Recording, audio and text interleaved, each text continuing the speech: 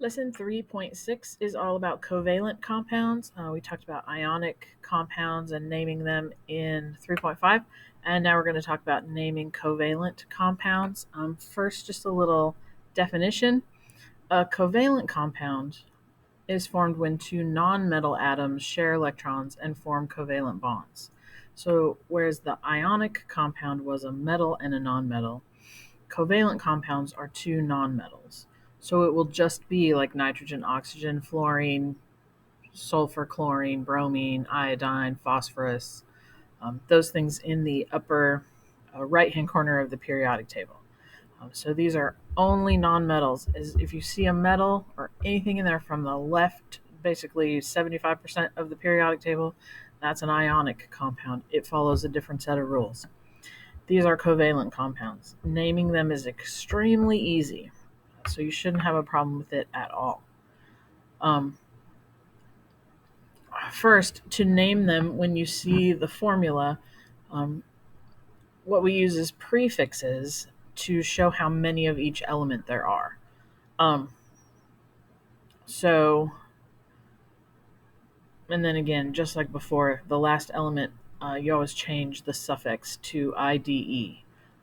But back to the prefixes. Here is what they all are. If there's one atom, the prefix is mono, 2 is di, 3 is tri, 4 is tetra, and 5 is penta, 6 is hexa, 7 is hepta, 8 is octo, and then 9 is nono, and 10 is deca.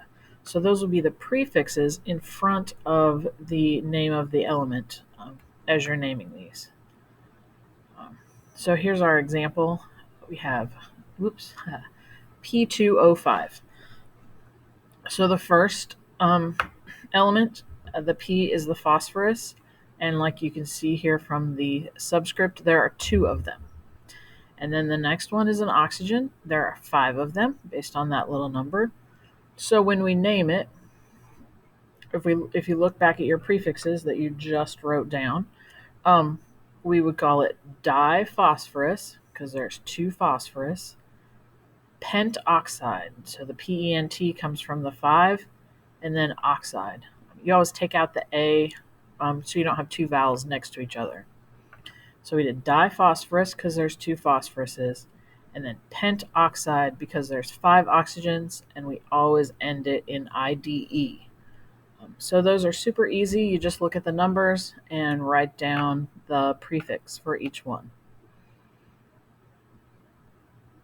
Going the other direction, when you know the name and you want to write the formula, it is just as easy, right? You look at that name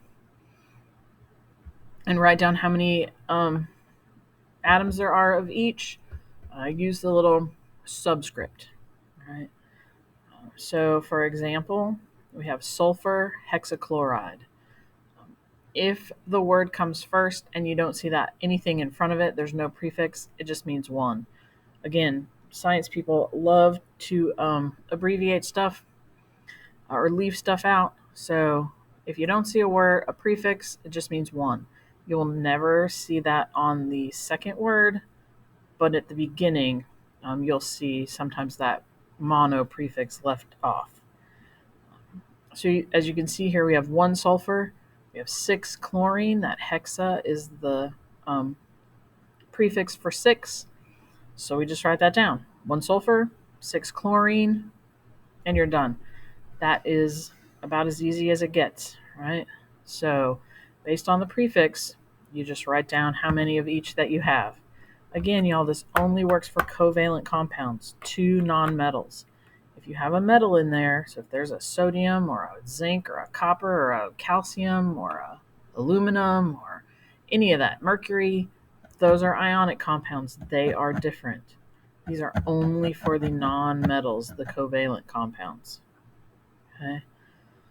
So on your note sheet, try those other examples and then bring them to me when you're done, and I'll give you the code to move on to work on the assignments for this section. Okay, so bring me those examples.